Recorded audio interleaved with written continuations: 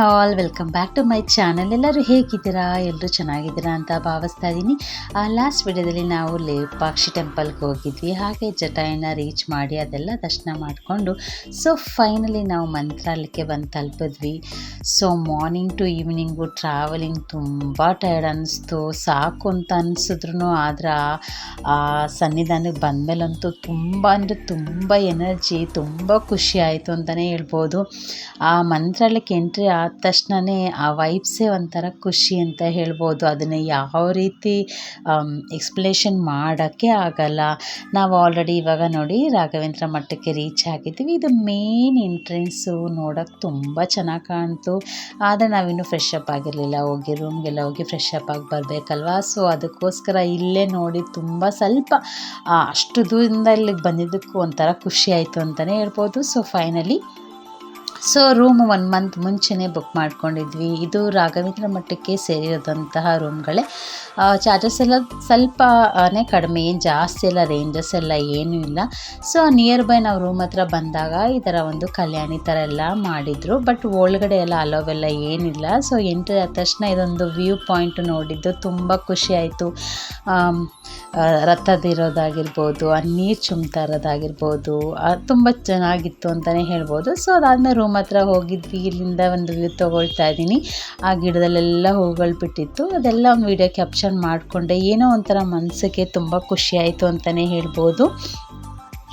Fresh up ಆಗೋಣ ಅಂತ ನಾವು ರೆಡಿ ಆಗ್ತಾಯಿದ್ವಿ. ಆವಾಗ ಲೇಪಾಕ್ಷಿ ಟೆಂಪಲ್ ಹತ್ರ ಹೋಗಿದ್ದಾಗ ಸನ್ನಿಧಿ ಒಂದು ಕ್ಯಾಮ್ರಾ ತೊಗೊಂಡಿದ್ಲು. ಅದನ್ನೆಲ್ಲ ಆಪ್ರೇಟ್ ಮಾಡ್ತಾಯಿದ್ರು.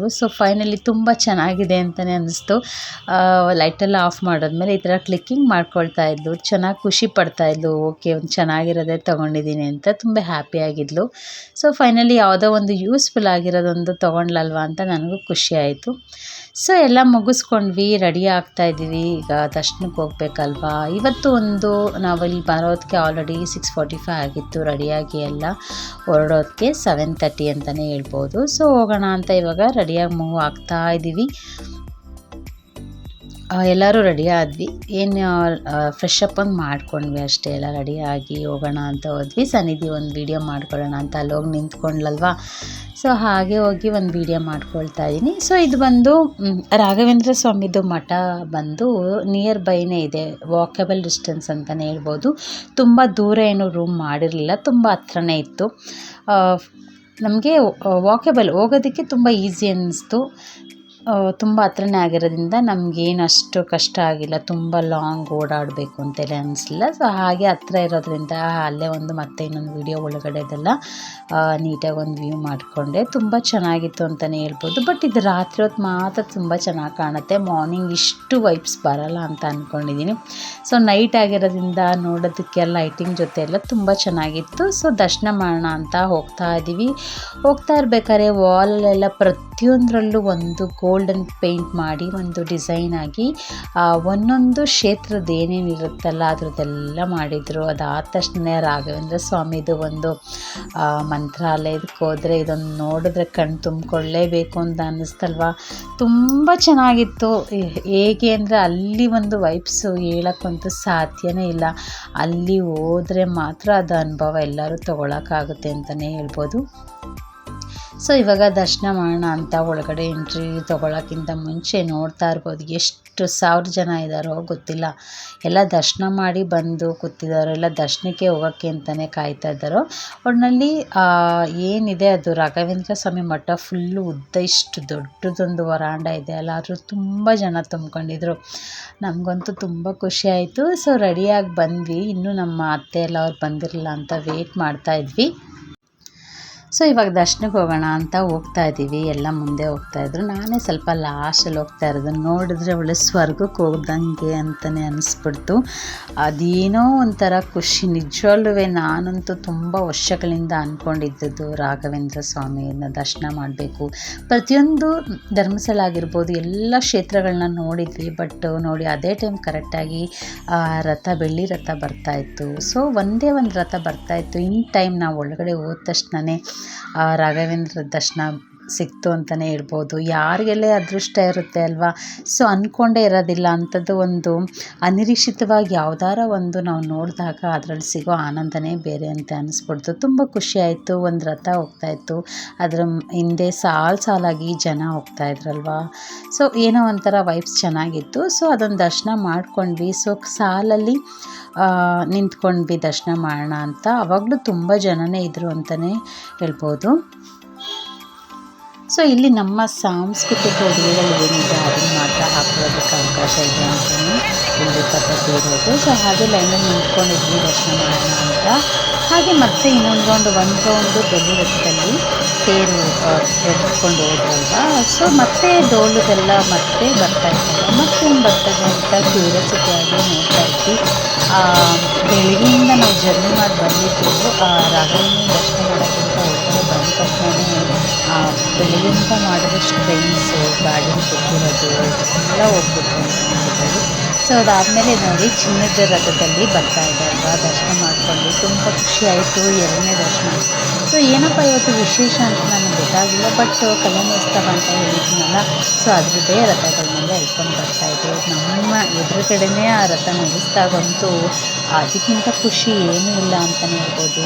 ಸೊ ಯಾರೆಲ್ಲ ರಾಘವೇಂದ್ರ ಮಠಕ್ಕೆ ಹೋಗೋಕ್ಕಾಗಿರಲ್ಲ, ಅದಕ್ಕೆ ಹೋಗಬೇಕು ಅಂತ ಅಂದ್ಕೊಂತಿದ್ದೀರ, ಖಂಡಿತವಾಗೂ ಈ ವಿಡಿಯೋದಲ್ಲಿ ನೋಡಿ ಹಾಗೆ ಅಂದ್ಕೊಳ್ಳಿ. ಖಂಡಿತವಾಗಿ ನಿಮ್ಮ ಸನ್ನಿಧಾನಕ್ಕೆ ದರ್ಶನ ಮಾಡೋದಕ್ಕೆ ಕರೆಸ್ಕೊಳಪ್ಪ ಅಂತ ಖಂಡಿತವಾಗೂ ರಾಯರು ಅನುಗ್ರಹ ಆಗುತ್ತೆ. ಇದು ಬಂದು 3ನೇದು ರಥ.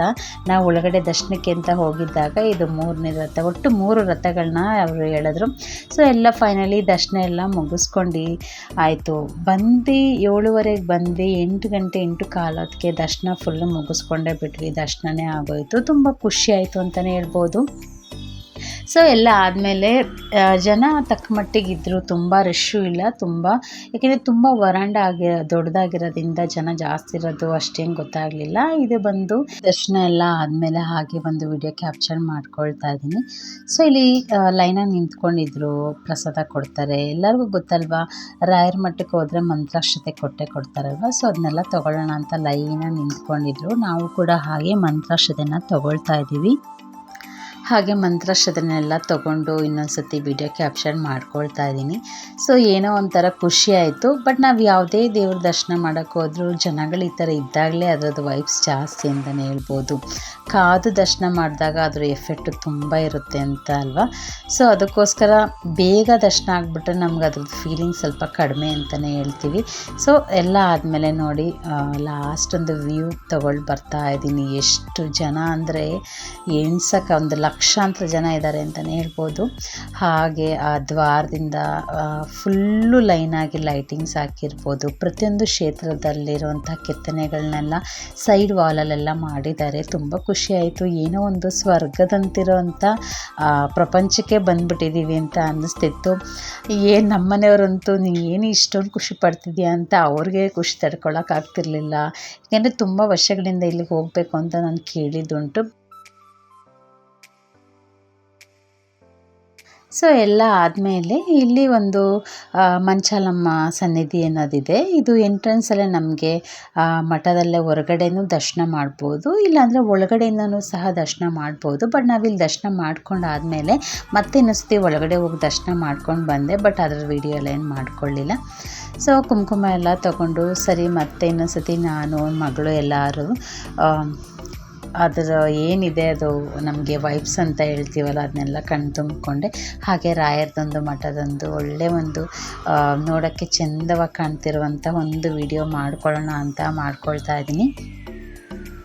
ಸೊ ಫೈನಲಿ ಎಲ್ಲ ದರ್ಶನ ಆಯಿತು. 8:15 ದರ್ಶನ ಆಯಿತು ಅಂತಲೇ ಹೇಳ್ಬೋದು. ಜನಗಳು ಪ್ರಸಾದ ಕೊಡ್ತಾರಲ್ವ ಇಲ್ಲೇ ಈ ನೈಟ್ ಇರೋದ್ರಿಂದ ಅದಕ್ಕೆಲ್ಲ ಸಾಲಾಗಿ ಹೋಗ್ತಾಯಿದ್ರು. ಸೊ ನಾವು ಎಲ್ಲ ದರ್ಶನ ಮುಗಿಸ್ಕೊಂಡ್ವಿ. ಎಲ್ಲ ಆದಮೇಲೆ ಇಲ್ಲಿ ಸಾಲಾಗಿ ಅಂಗಡಿಗಳೆಲ್ಲ ಮಾಡ್ಕೊಂಡಿದ್ದಾರೆ. ಪ್ರಸಾದಕ್ಕೆ ಹೋಗ್ತೀವಲ್ಲ ನಾವು, ಅದರ ಲೈನ್ ಆಗಿತ್ತು. ಸೊ ಹಾಗೆ ಒಂದು ವಿಡಿಯೋ ಮಾಡ್ಕೊಂಡು ಹೋಗ್ತಾ ಇದ್ದೀನಿ. ಸೊ ಉದ್ದಕ್ಕೂ ತುಂಬ ಅಂಗಡಿಗಳಿತ್ತು. ಮಕ್ಳುಗಳಂತೂ ಈ ಥರ ಅಂಗಡಿಗಳಲ್ಲಿ ನಾವು ಹೋದರೆ ಅದು ಬೇಕು ಇದು ಬೇಕು ಅಂತ ಸರ್ವೇ ಸಾಮಾನ್ಯವಾಗಿ ಕೇಳ್ತಾರೆ. ಬಟ್ ಅಷ್ಟು ನಿಂತ್ಕೊಳ್ಳೋಷ್ಟು ಟೈಮ್ ಇರಲಿಲ್ಲ ಅಲ್ಲಿ. ನಾವು ಮತ್ತೆ ಮಾರ್ನಿಂಗ್ ಮತ್ತೆ ಇನ್ನೊಂದ್ಸತಿ ಬರ್ತೀವಲ್ಲ ದರ್ಶನಕ್ಕೆ, ಆವಾಗ ಬೇಕಾದ್ರೆ ನೋಡೋಣ, ವಿಸಿಟ್ ಮಾಡ್ಕೊಳ್ಳೋಣ. ಫಸ್ಟ್ ಇವಾಗ ಪ್ರಸಾದ ಇದು ಇರುತ್ತಲ್ವ ನೈಟು, ಸೊ ಅದಕ್ಕೆ ಹೋಗೋಣ ಅಂತ ಹೋಗ್ತಾ ಇದ್ದೀವಿ. ರಾಯರ ಪ್ರಸಾದ ಸಿಗೋದೇ ಅಪರೂಪ ಅಲ್ವಾ. ಸೊ ಅದಕ್ಕೋಸ್ಕರ ಅದೇ ಮುಖ್ಯ ಅಂತಲೇ ಅಂದ್ಕೊಳ್ತೀವಿ. ಸೊ ಎಲ್ಲ ಆದಮೇಲೆ ಹೋಗೋಣ ಅಂತ ಹೋಗ್ತಿದ್ವಿ. ಹಾಗೆ ಇದೊಂದು ಫ್ಲವರ್ಸ್ ಒಂದು ತುಂಬ ಚೆನ್ನಾಗಿ ಕಾಣ್ತಿತ್ತು, ನೈಟ್ ವ್ಯೂ. ಹಾಗೆ ಒಂದು ವ್ಯೂ ತೊಗೊಳ್ತಾ ಇದ್ದೀನಿ. ಬಟ್ ದರ್ಶನಕ್ಕೆ ನಾವು ಇಷ್ಟೊತ್ತು ಕಾದ್ವೋ ಇಲ್ವೋ, ಆದರೆ ರಾಯರ ಪ್ರಸಾದಕ್ಕೆ ಮಾತ್ರ ತುಂಬ ಹೊತ್ತು ಕಾದ್ವಿ. ಹಾಗೆ ರಾಯರ ಪ್ರಸಾದ ಎಲ್ಲ ತೊಗೊಂಡು ದರ್ಶನ ಎಲ್ಲ ಮಾಡ್ಕೊಂಡ್ವಿ. ಸೊ ಅರೌಂಡ್ 9 o'clock ಆಯಿತು. ಮಾರ್ನಿಂಗ್ 6:20ಗೆ ಹೊರಟಿದ್ದು, ಈವ್ನಿಂಗು 6:20ಗೆ ಇಲ್ಲಿ ನಾವು ಮಂತ್ರಾಲಯನ ರೀಚ್ ಮಾಡಿದ್ವಿ. ಹಾಗೆ ಕಾರ್ತಿಕ ಮಾಸ ಆಗಿರೋದ್ರಿಂದ ಅಲ್ಲಿ ದೀಪಗಳೆಲ್ಲ ಹಚ್ಚಿ ಆರಾಧನೆ ಮಾಡ್ಕೊಳ್ತಾಯಿದ್ರು. ಸೊ ಕಾರ್ತಿಕ ಮಾಸದಲ್ಲಿ ಇಂಥ ಕ್ಷೇತ್ರಗಳಲ್ಲಿ ಹೋದರೆ ಅದರ ಎಫೆಕ್ಟಿವ್ ತುಂಬ ಚೆನ್ನಾಗಿರುತ್ತೆ ಅಂತಲೇ ಹೇಳ್ಬೋದು. ತುಂಬ ಶ್ರೇಷ್ಠವಾದ ಮಾಸ ಅಂತಲೇ ಅಲ್ವಾ ಕಾರ್ತಿಕ ಮಾಸ. ಸೊ ಎಲ್ಲ ವಾಲಲ್ಲಿರೋ ಡಿಸೈನ್ಸ್ಗಳೆಲ್ಲ ಎಷ್ಟಾಗುತ್ತೋ ಅಷ್ಟು ಮಟ್ಟಿಗೆ ಸ್ವಲ್ಪ ಕ್ಯಾಪ್ಚರ್ ಮಾಡ್ಕೊಳ್ತಿದ್ದೆ. ಬಟ್ ಪಾಪ ತುಂಬ ಜನಕ್ಕೆ ರೂಮ್ಗಳ ವ್ಯವಸ್ಥೆ ಇಲ್ಲದವರೆಲ್ಲ ಅಲ್ಲೇ ಸಾಲಾಗೆಲ್ಲ ಮಲ್ಕೊಂಡಿದ್ರು. ಬಟ್ ರಾಯರ ಸನ್ನಿಧಾನದಲ್ಲಿ ಮಲ್ಕೊಳ್ಳೋದಕ್ಕೂ ಯೋಗ ಬೇಕು ಅಂತಾರಲ್ಲ. ಸೊ ಎಲ್ಲ ರಾಯರದು ಆರ್ಚ್ ಏನಿದೆ, ಎಂಟ್ರೆನ್ಸ್ ಆರ್ಚ್ ಎಲ್ಲ ಒಂದು ವಿಡಿಯೋ ಮಾಡಿಕೊಂಡೆ. ಬಟ್ ಅಷ್ಟು ದೂರ, ಇನ್ನೂ ತುಂಬ ದೂರ ಇತ್ತು ಅಂತಲೇ ಹೇಳ್ಬೋದು. ಸಾಲಾಗಿ ಎಲ್ಲರೂ ಮಲಗಿದ್ರಿಂದ ಅಲ್ಲಿ ಹೋಗೋಕ್ಕೆ ಅಷ್ಟಾಗಲಿಲ್ಲ. ಸೊ ಹಾಗೆ ಒಂದು ವಿಡಿಯೋ ಮಾಡಿಕೊಂಡೆ. ಇದು ಬಂದು ನಾವು ರೂಮ್ ಏನಿತ್ತಲ್ಲ ಅದ್ರ ಮುಂದೊಂದಲ್ಲಿ ಈ ಥರ ಒಂದು ಕೊಳದಲ್ಲಿ ಎಲ್ಲ ಅರೇಂಜ್ಮೆಂಟ್ ಮಾಡಿದರು. ಇದು ಇನ್ನೂ ವ್ಯೂ ತುಂಬ ಚೆನ್ನಾಗಿತ್ತು ಅಂತ ಹಾಗೆ ಒಂದು ವಿಡಿಯೋ ಮಾಡ್ಕೊಳ್ತಾ ಇದ್ದೀನಿ. ಇದು ನಾವು ರಾಯರ ದರ್ಶನ ಮಾಡಿದ್ದು ಈ ಥರ ವಿಡಿಯೋ ನಿಮಗೆ ಶೇರ್ ಮಾಡ್ಕೊಂಡಿದ್ದೀನಿ. ಈ ವಿಡಿಯೋ ನಿಮ್ಗೆ ಇಷ್ಟ ಆಗಿದೆ ಅಂತ ಭಾವಿಸ್ತೀನಿ. ನಿಮಗೂ ವಿಡಿಯೋ ಇಷ್ಟ ಆಗಿದೆ ದಯವಿಟ್ಟು ಒಂದು ಲೈಕ್ ಕೊಡಿ. ಹಾಗೆ ನಿಮಗೆ ಕಮೆಂಟ್ ಇದ್ದರೆ ಕಮೆಂಟ್ ಕಳಿಸಿ ಅಂತ ಹೇಳ್ತಾ thank you all. Thank you for watching. Bye.